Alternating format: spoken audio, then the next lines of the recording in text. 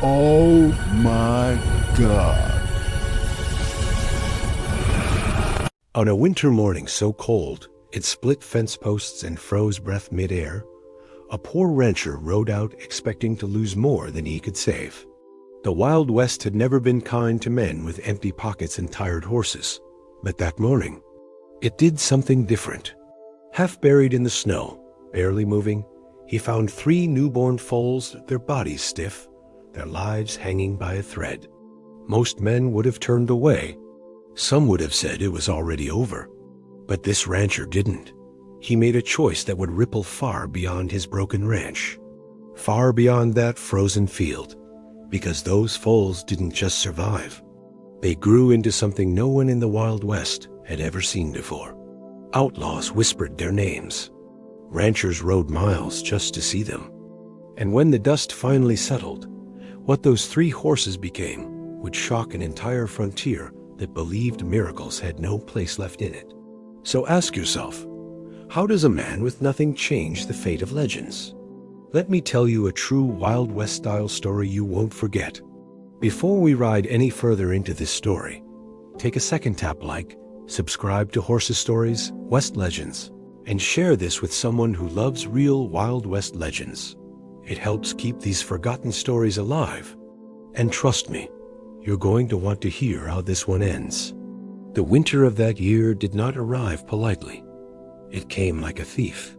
Snow fell for days without stopping, piling against fences, swallowing trails, pressing down on the land until even the toughest cattle refused to move.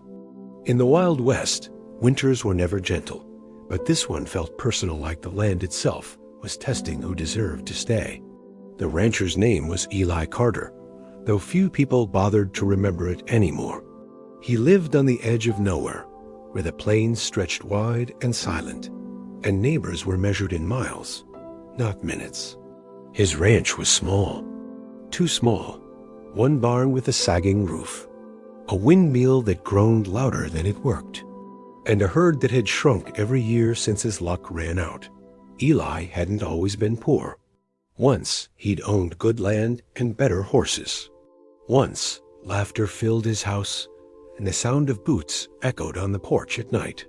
But droughts don't care about effort, and illness doesn't care about plans. One bad year turned into 3. Then came the deaths. Then came the selling. Piece by piece, the ranch disappeared until only the bare minimum remained. The time winter arrived, Eli was down to 1 old riding horse and just enough feed to gamble on survival. Every morning followed the same routine. He woke before sunrise, breath fogging the cold air, joints aching like rusted hinges.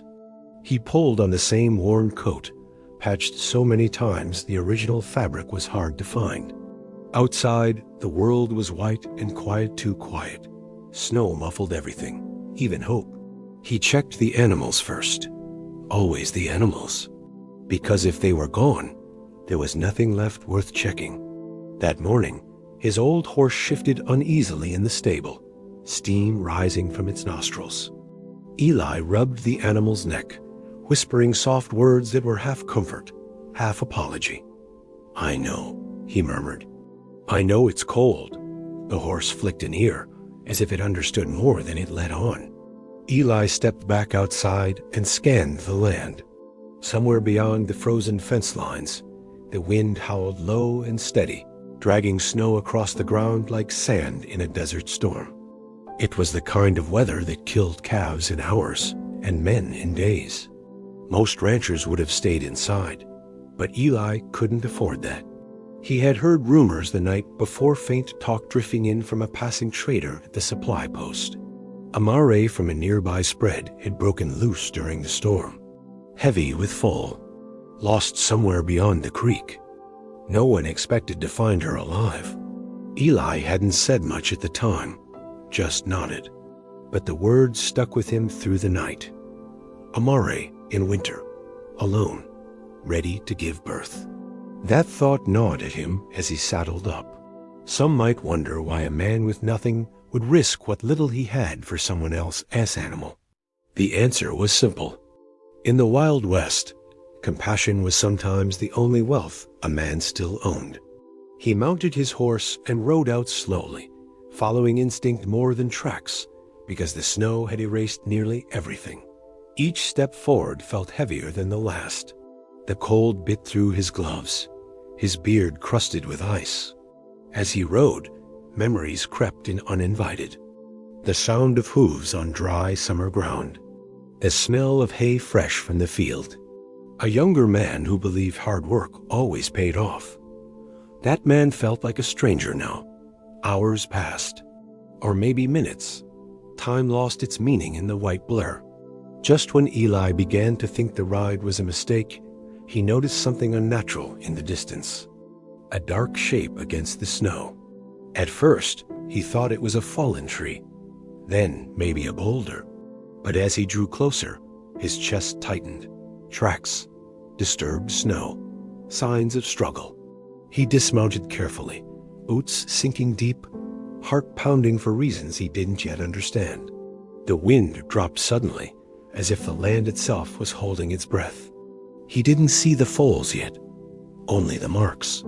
Deep grooves in the snow, broken crust.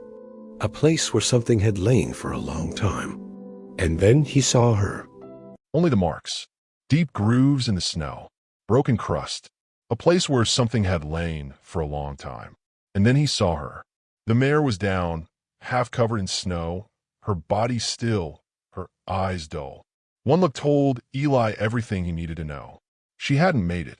The storm had taken her quietly, without ceremony. Eli removed his hat. He stood there longer than he meant to. Not because the mare belonged to him, but because he understood losing when you had already given everything you had. He turned away, ready to leave. That's when he heard it. A sound so faint it barely existed.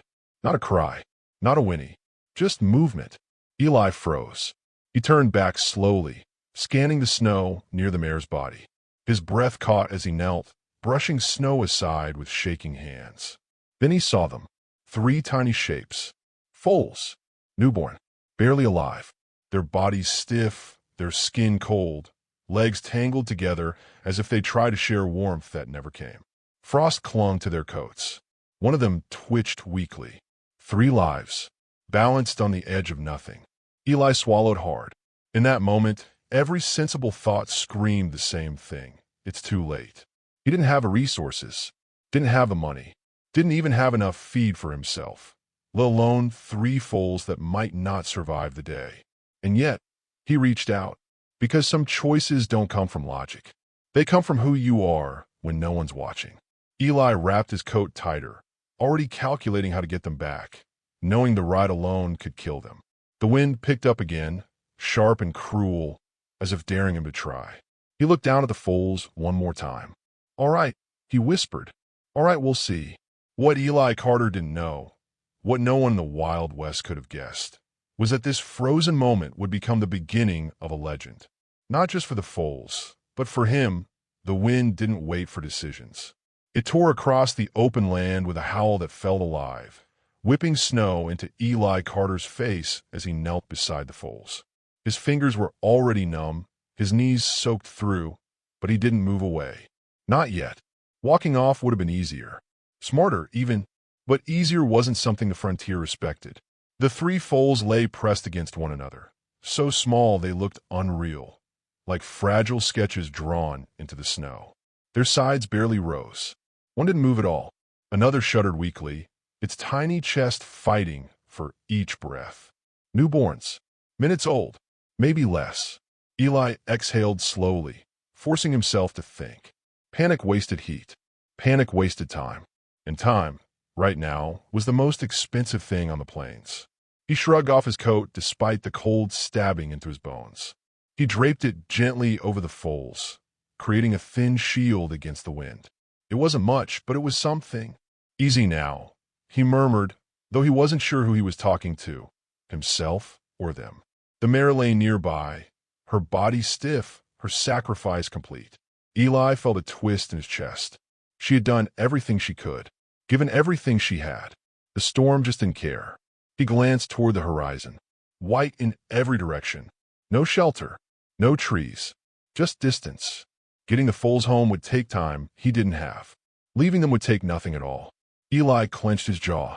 He had faced hunger, debt, loneliness, but this choice felt heavier than all of it combined. Saving one foal would be a gamble. Saving 3 felt foolish. And yet they were still breathing. That mattered.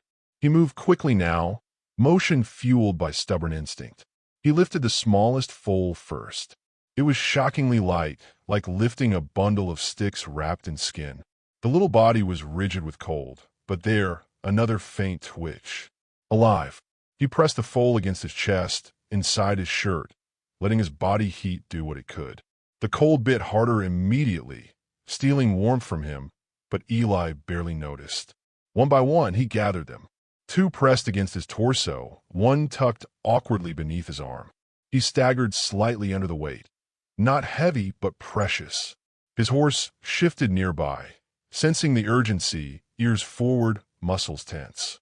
This is going to be a long ride, Eli muttered. He managed to rig a crude sling using spare rope and part of his saddle blanket, securing the foals close so they wouldn't slip. It wasn't elegant. It wasn't safe, but it was the only chance they had. Mounting was difficult. Every movement sent pain flaring through his frozen limbs. But finally, he swung into the saddle, hunched forward to shield the foals from the wind. The ride back felt longer than the ride out. Snow stung his eyes. His horse fought each step, pushing through drifts that threatened to swallow its legs.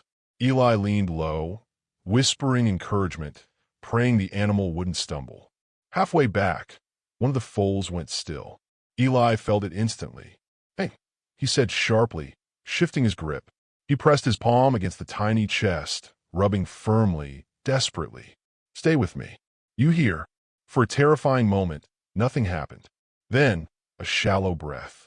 Eli laughed once, a short, broken sound ripped from his throat by relief. He pressed his forehead against the foal's neck, eyes burning, not from the cold this time. By the time the ranch came into view, the sky had begun to darken. The storm wasn't done yet. It never was. Eli nearly fell from the saddle when he dismounted. His legs barely held him. He carried the foals into the barn, kicking the door shut behind him, cutting off the wind like slamming a lid on chaos. Inside, the air was stale but still. Cold, but survivable. He laid the foals gently in a bed of old hay near the small stove. The fire inside was weak, but Eli fed everything he could spare. Wood cracked. Flames flickered. Warmth crept outward, slow but steady. The foals shivered violently. Eli rubbed them with rough towels, stimulating circulation the way he'd seen done once before. His hands shook from exhaustion, but he didn't stop. He couldn't. "Come on," he whispered again and again. "Come on, little ones." Minutes stretched. Hours blurred. One foal let out a tiny sound. Not quite a whinny, more like a breath finding its voice. Another tried to lift its head, failing, trying again. The third remained frighteningly still. Eli focused on that one, rubbing harder, breathing warmth into its muzzle, refusing to think about what failure would feel like. Finally a twitch, then a gasp, then breath. Eli sagged back against the wall, sliding down until he sat in the hay, head in his hands. His body ached. His stomach growled. His fingers throbbed. But all 3 foals were alive. Barely, but alive. As the night deepened, Eli stayed awake, feeding them warmed milk drop by drop using a cracked bottle he'd cleaned as best he could. It wasn't proper. It wasn't enough. But it was all he had. Outside, the storm roared. Inside, 3 fragile hearts beat on. Eli watched them, exhaustion weighing heavy on his eyes. He didn't know how he'd feed them tomorrow, or next week, or how a poor rancher with no money was supposed to raise 3 horses. But for the first time in a long while, the barn didn't feel empty. He reached out, resting a hand near them. "Looks like we're in this together," he said quietly. What Eli didn't realize yet was this. Saving their lives had already changed his, and the Wild West was about to notice. Morning came without color. The storm had finally loosened its grip, but the world outside Eli Carter's barn looked drained, flat white snow under a pale, exhausted sky. No birds, no windmill creak, just silence, thick and heavy, as if the land itself was waiting to see what would happen next. Eli hadn't slept. He sat slumped against a wooden post, eyes red, hands raw, watching the three foals as if looking away might undo the fragile miracle of the night. Every shallow breath they took felt like a small victory. Every pause sent a knife of fear straight through his chest. The smallest foal was the weakest. Its legs trembled even when it tried to move. The second one had more strength but kept collapsing under its own weight. The third, the one that had gone still during the ride, barely stirred at all. Eli named them in his head, not out loud. Naming made things real. Naming made losing hurt more. He rose slowly, joints screaming in protest, and stepped outside to check the damage. The fences were buried. The trough was frozen solid.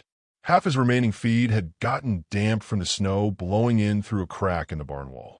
He stared at it for a long moment. 3 foals would need more than he had. He could already hear the voices of sensible men. Sell them. Give them away. Put them down before they suffer. The Wild West wasn't built on mercy. It was built on survival. Eli went back inside. The foals lay where he'd left them, huddled close. One lifted its head as he approached, dark eyes cloudy but curious. That small movement settled something in him. "No," he said softly. "We'll figure it out." He spent the morning doing what he knew best, working with his hands. He patched the barn wall with scrap wood, broke ice from the trough, and hauled buckets inside. He traded his own breakfast for another feeding, measuring every drop of warm milk like it was gold. Each feeding was a battle. The foals didn't know how to nurse properly. Their mouths were weak. Milk dribbled down their chins, wasted. Eli cursed under his breath, adjusted, tried again. Slowly it worked. By afternoon, the second foal managed to stand for a full 3 seconds before collapsing into the hay. Eli laughed, a tired sound that surprised even him. "That's it," he said. "That's how it's done." The third foal, still dangerously quiet, remained the hardest. Eli kept it closest to the stove, massaging its legs, bending them gently to keep the joints from locking. At one point, the foal's breathing faltered again. Eli didn't think. He acted. He rubbed, breathed, coaxed life with words that weren't really words, just sounds pulled from somewhere deep and desperate. Time stretched thin.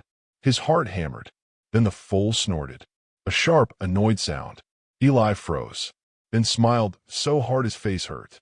"Well," he whispered, "there you are." By the third day, the foals had changed. Not much, but enough. Their coats dried and fluffed slightly. Their eyes sharpened. They began to recognize Eli's shape, his smell. When he entered the barn, their heads turned toward him as one. That wasn't normal. Most newborn horses bonded slowly. These 3 watched him closely, as if measuring him the same way he measured them. On the 4th day, a neighbor rode up. Tom Weaver was a practical man with a thick beard and a voice that carried like gravel. He leaned against the fence, eyeing the barn. "Heard you dragged something out of the storm," Tom said. "Figured I'd see it for myself." Eli hesitated, then led him inside. Tom stopped short when he saw them. "3," he said. "You're out of your mind." "Probably," Eli replied. Tom squatted, studying the foals. He reached out. One foal snapped its head forward, not in fear, but warning. Tom raised his brows. "That one's got fire." "They all do," Eli said. Tom shook his head slowly. "They'll cost you more than they're worth. Feed alone will break you." "Maybe," Eli said, "but I didn't save them to sell." Tom sighed. "You always were stubborn." Before leaving, Tom pressed a small sack into Eli's hands. "Grain. Not much, but enough to matter." "Don't tell anyone," Tom muttered. "I ain't running a charity." Eli watched him ride off, chest tight with gratitude. Word spread anyway. People talked. At the supply post. At the edge of trails. About a poor rancher trying to raise 3 storm-born foals that should have died in the snow. Some laughed. Some shook their heads. A few grew curious. Weeks passed. The foals grew stronger, faster than Eli expected. They stood sooner, walked sooner, ran clumsily in tight circles, legs too long, bodies too eager. And they stayed close to Eli. Too close. Where most foals scattered, these 3 followed. Watched. Learned. If Eli stopped, they stopped. If he moved, they moved. It was uncanny. One evening, as the sun dipped low, Eli leaned on the fence, exhaustion heavy in his bones. The foals gathered around him, warm and solid now, breathing steady. He reached out, resting a hand on each of them. "I don't know what you're going to be," he said quietly, "but I reckon the world's going to find out." The land beyond the ranch lay open and waiting. And somewhere in that vast Wild West, fate was already paying attention. By spring, the land remembered how to breathe again. Snow retreated into muddy scars, grass pushed through stubbornly, and the sky widened back into that endless western blue. To most people, it was just another season turning. To Eli Carter, it felt like survival had finally loosened its grip. The three foals were no longer fragile shapes in the hay. They were horses in the making. Their coats darkened and shone. Muscles formed quickly, clean and defined, like the land itself had shaped them with intention. They ran the pasture from dawn to dusk, chasing one another in tight, flawless arcs, stopping and turning in ways that made Eli pause mid-task just to watch. He had raced horses before, good ones, but not like this. They learned fast, too fast. On the first day Eli introduced a halter, he expected chaos, kicking, bolting, fear. Instead, the largest of the three stepped forward and lowered its head, almost offering itself. The others followed, calm, eyes fixed on Eli's hands. He frowned, adjusting the strap. That's not how this usually goes. They didn't flinch. Training sessions became something different from what Eli remembered. There was no struggle for control, no stubborn defiance. The foals responded to voice and posture before rope or rein. A shift of weight, a quiet word. They understood, almost as if they'd been listening since the very beginning. The neighbors noticed. Tom Weaver stopped by again, leaning on the fence as the three young horses moved together across the pasture. "They move like one animal," Tom said. "You see that?" Eli nodded. "Every day." Tom scratched his beard. "Ain't natural." Eli didn't argue. He just watched as one horse stumbled, recovered, and the other two slowed instantly, matching its pace without command. By summer, strangers started riding past the ranch more often. Some slowed, some stopped. A few asked questions they pretended were casual. "Where'd you get him? How old did you say? Ever thought about selling?" Eli answered politely, briefly, always the same way. "They're not for sale." One man laughed at that. A trader with sharp eyes and too many rings. "Everything's for sale," he said. Eli met his gaze. "Not these." The trader studied the horses longer than necessary, then rode on without another word. That night, Eli locked the barn. It wasn't fear. Not exactly. It was instinct. As months passed, the horses began showing something else, something harder to name. They weren't just fast. They were aware. If a storm approached, they grew restless before clouds formed. If a stranger rode nearby, their ears turned long before Eli heard hooves. They positioned themselves subtly, one closer to Eli, two flanking, never aggressive but protective. That was when people started whispering. Some said the storm that nearly killed them had marked them. Others claimed they were cursed or blessed. A few older ranchers muttered about frontier myths, about horses born in death that carried stubborn spirits. Eli ignored most of it, but at night alone he wondered. One afternoon, he made a decision he'd been avoiding. He saddled one. The middle horse, strong, calm, watchful. Eli's hands hesitated as he tightened the cinch. The horse stood still, muscles relaxed, trusting. Eli swung into the saddle, half expecting a buck, a fight, something. Instead, the horse stepped forward smoothly, as if they'd been doing this together for years. They moved across the pasture, then the trail, then the open land beyond. The horse responded to thought as much as pressure, turned when Eli leaned, stopped when he breathed out, ran when he asked, not wildly, but powerfully, ground-eating strides that left Eli breathless. Eli laughed aloud, the sound carried away by the wind. When they returned, the other two horses waited at the fence, alert, eyes bright. They nudged the saddle, sniffed Eli's boots, impatient in a way that felt almost offended. Their turn would come. Word traveled faster after that. Men rode miles just to glimpse the storm horses. Kids climbed fences for a better look. One old-timer removed his hat when they passed, muttering something Eli didn't catch. And then came the night of the fire. It started small, a spar from the stove, a gust of wind through a loose board. Flames caught fast, licking up dry wood, smoke filling the barn before Eli smelled it. He woke choking. By the time he burst outside, the barn glowed orange, crackling like a living thing. Panic surged. His old riding horse screamed inside, trapped. Before Eli could reach the door, the 3 young horses moved. They charged the barn, not away from it. One kicked the door open with a force Eli didn't know it possessed. Another darted inside, smoke pouring out around its body. The third stayed outside, circling alert, ears flicking. Seconds felt like hours. Then the old horse burst free, coughing, eyes wild, guided by the younger one, who nudged and blocked, steering it clear. The barn roof collapsed moments later. Eli stood frozen, heart hammering, watching the 3 horses regroup around him, soot-streaked, breathing hard, alive. People came running from nearby spreads. They stared at the smoking ruins, at the horses standing like sentinels. One man whispered, "Did you see that?" Eli did, and in that moment, he understood something clearly for the first time. These horses weren't just survivors. They were something else, something the Wild West hadn't seen before. And now everyone knew it. After the fire, nothing was quiet anymore. The burned shell of Eli Carter's barn stood like a blackened scar against the plains. But the real change wasn't the ruin, it was the attention. Word traveled the way it always did in the Wild West. On horseback, over campfires, whispered in supply posts, exaggerated with every mile. 3 horses, born in a storm, smart as men, brave as any rider. Some called them miracle horses. Others called them dangerous. By late summer, riders Eli had never seen before began passing his land. They slowed. They watched. Some tipped their hats politely. Others didn't bother hiding their interest. Eli rebuilt the barn with help he hadn't asked for. Lumber arrived in small stacks. Nails appeared on his porch. Men worked silently beside him, never staying long, never explaining why they helped. Respect had found him, but respect came with eyes.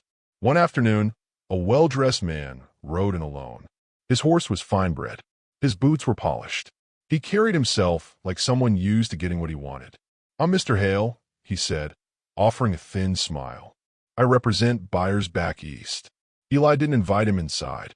Hale gestured toward the pasture where the 3 horses moved in easy formation.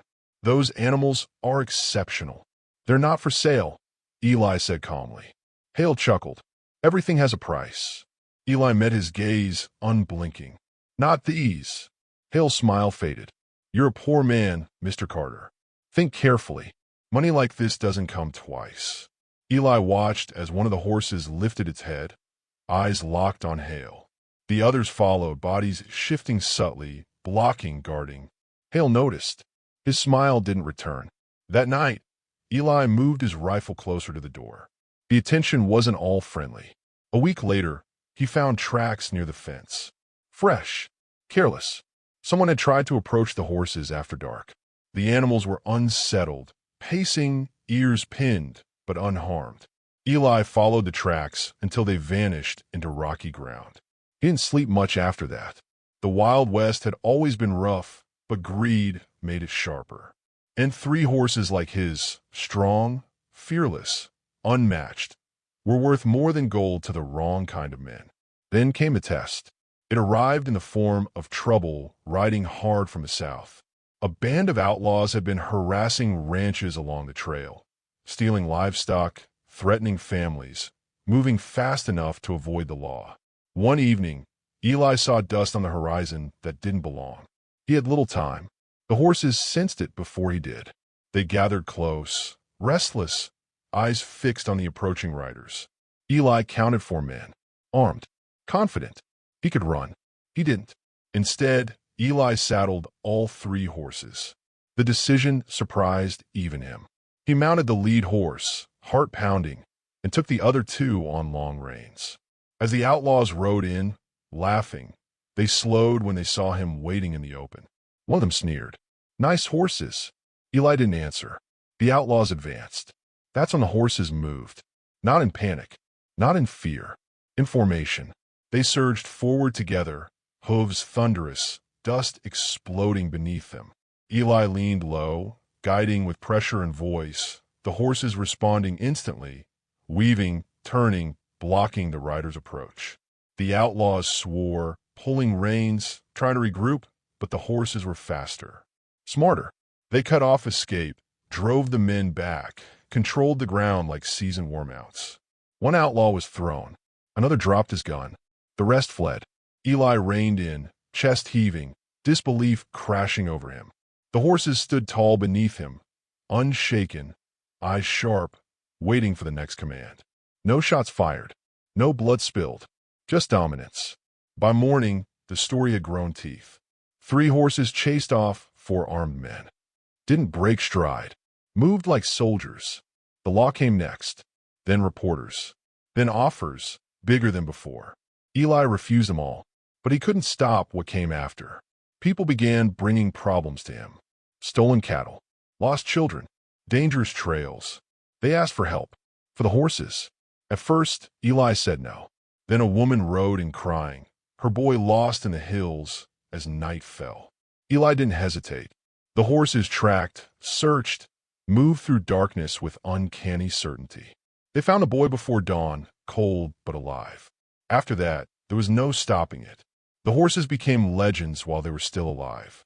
Not myths, not rumors. Living proof that something rare had been born from a frozen field and a poor man's stubborn mercy. Eli stood at his fence one evening, watching the sun dip low, knowing the truth.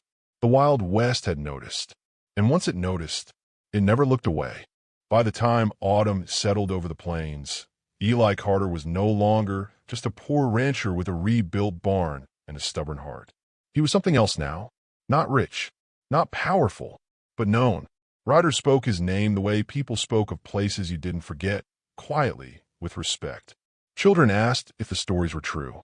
Grown men rode out of their way just to stand at his fence and watch the 3 horses move across the land like living shadows.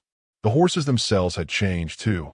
They were fully grown now, tall, broad-chested, strong in a way that went deeper than muscle. Their coats shone like polished stone. Their eyes held something steady and calm, as if fear had never learned their names. Eli named them at last, not because he needed to, but because the world did. Ash, the lead horse, dark and watchful, the first to step forward. Frost, pale and sharp-eyed, the one who sensed danger before it arrived. Ember, restless and powerful, the heart of motion and fire. Together, they were known as the Stormborn. The name stuck. Offers continued to come. Military men, breeders, wealthy collectors, each with more money than Eli had ever seen in his life. He turned them all away. One man finally asked the question everyone else avoided. "Why keep them here?" he said. "You could live easy." Eli rested his hands on the fence, eyes following the horses as they ran. "Because they weren't meant to be owned," he said. "They were meant to be here." The land seemed to agree. The final test came quietly. No outlaws, no fire, no roaring storm. Just a long winter night and a sudden knock at the door. A messenger stood outside, breathless, hat in hand. A freight wagon had overturned in a mountain pass. Families trapped, snow closing in fast. The trail was narrow, dangerous, nearly impossible to ride in the dark. Eli didn't ask questions. He saddled the Stormborn and rode out under a moonless sky. The pass was worse than described. Ice coated the rocks. Wind howled between cliffs. One mistake meant death. The horses moved with absolute confidence. Ash took the lead, placing each hoof with careful precision. Frost signaled shifts before Eli felt them. Ember powered through drifts that would have stopped any other mount. They found the wagon just before dawn. Cold, exhausted, alive. The families followed the horses out, step by careful step, trusting instincts older than reason. Not one slipped. Not one was lost. By the time the sun rose, the story was already traveling. Not exaggerated, not embellished, just told. Years passed. Railroads came. Towns grew. The Wild West began to fade into memory. But some things didn't disappear. Eli grew older, slower.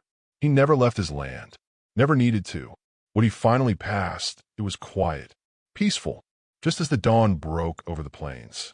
They buried him near the pasture. The Stormborn stood watch. No one ever truly owned them after that. They roamed the land freely, appearing when needed, disappearing when not. Some said they still patrol old trails. Others swear they've seen 3 horses standing on snowy ridges when storms roll in. No reins, no riders, just legends.